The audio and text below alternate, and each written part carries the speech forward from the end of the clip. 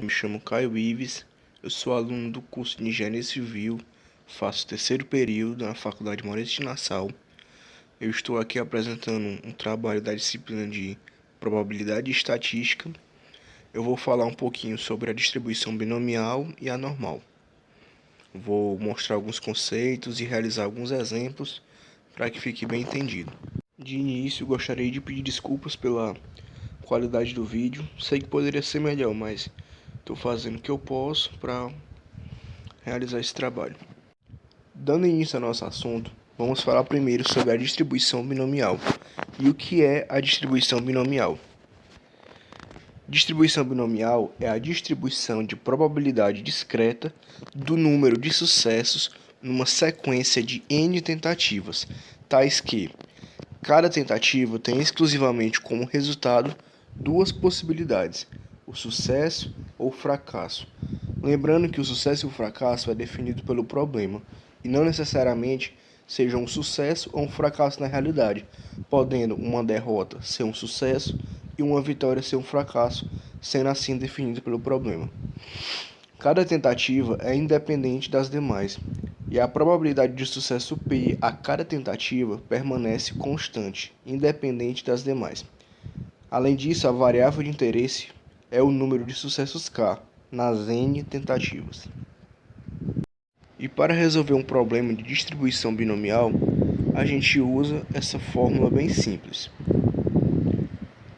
P de x igual a K é igual à combinação de n tomado kk multiplicado por P elevado a K multiplicado por Q elevado a n menos K, onde cada variável tem o seu significado. O n equivale ao número de testes, o K é o número de sucessos que eu quero obter nesses testes, o P é a probabilidade de sucesso e o Q é a probabilidade do fracasso, sendo o Q equivalente a 1 menos o P.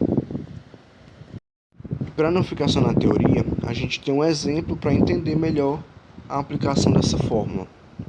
Calcule a probabilidade de uma moeda ser lançada em cara ou coroa e o resultado ser cara em 3 de 8 lançamentos. Nesse caso, o sucesso que a gente quer obter é a moeda sair com o resultado cara e o fracasso seria ela cair em coroa. Assim, a gente tem os seguintes dados. O K igual a 3, que é o número de sucessos que eu quero obter. O N igual a 8, no caso, 8 lançamentos, que são as 8 tentativas. E a probabilidade do sucesso e do fracasso. Nesse caso, como é um lançamento de moedas, é igual para os dois, 50% para cada. Aplicando os dados na fórmula, a gente tem a seguinte armação.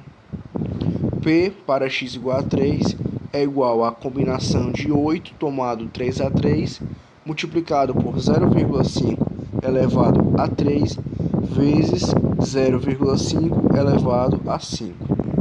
A combinação nesse caso dá 56. E as multiplicações e as potências dá 0,125 e 0,03125. Nesse caso, o resultado é 0,21875, transformando em porcentagem 21,87%. Para vocês verem como é bem simples a aplicação da fórmula da distribuição binomial. Agora falando sobre a distribuição normal ou distribuição gaussiana. É uma curva simétrica em torno do seu ponto médio, apresentando assim o seu famoso formato de sino. A distribuição normal pode ser usada para aproximar distribuições discretas de probabilidade, como por exemplo a distribuição binomial. Além disso, a distribuição normal serve também como base para a inferência estatística clássica. A função densidade de probabilidade. Para determinar se uma determinada variável aleatória segue uma distribuição normal, basta verificar se essa segue a função densidade de probabilidade dada por. Aqui a gente tem a fórmula da função densidade, que essa fórmula é bem difícil de entender. Mas para realizar os exercícios a gente não precisa disso, porque a gente vai usar a distribuição normal padronizada. Lembrando que a probabilidade na distribuição normal, ela é uma área dentro dessa curva chamada curva de Gauss. E no caso da padronizada, a gente tem as seguintes características. A média é igual a 0 e o desvio padrão é igual a 1. No caso dos exercícios, a nossa variável é o x, mas na padronizada é tabelado com o valor de z, sendo necessário transformar o nosso x da questão em z. E como fazemos isso? Através dessa fórmula. Z igual a x, diminuindo a média, dividido pelo desvio padrão. Quando a gente obtém um valor de z, a gente volta para o desenho e vê a área que a gente quer. No caso, o z, ele representa a área entre a média e o valor z, representando assim o x. E o valor da área, que é o valor da probabilidade, está incluso dentro dessa tabela. Por exemplo, se o valor de z for 1, eu venho na tabela, procuro o número 1, no caso aqui, ele equivale a 0,3413, sendo assim 34,13% a minha porcentagem do exercício. Com o exemplo, fica mais simples de entender a aplicação da distribuição normal.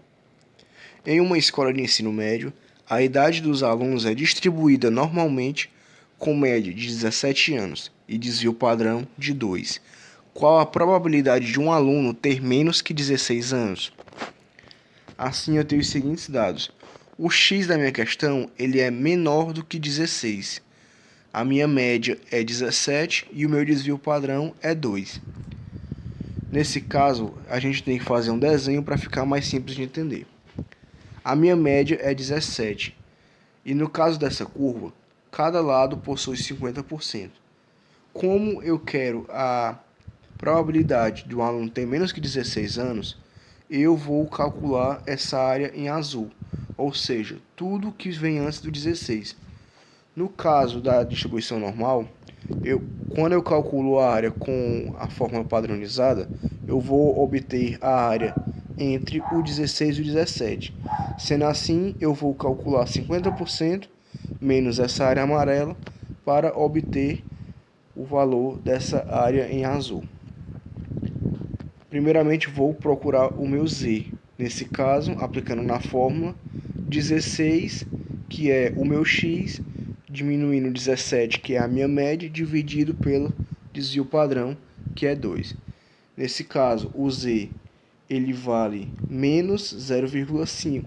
Só que esse valor na fórmula, na tabela, vai ser procurado em módulo.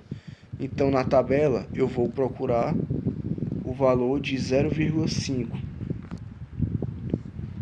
0,5. Nesse caso, o 0,5 equivale a 0,1915. Voltando para minha questão, eu já tinha colocado aqui 0,1915, sendo 19,15% o valor dessa área em amarelo.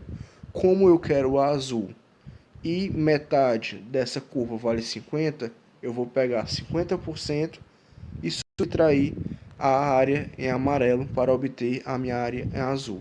No caso, 30,85% é a probabilidade de um aluno ter menos que 16 anos nessa escola. Bom, pessoal, eu fico por aqui. Espero que eu tenha ajudado e tenha satisfeito as suas dúvidas. Muito obrigado.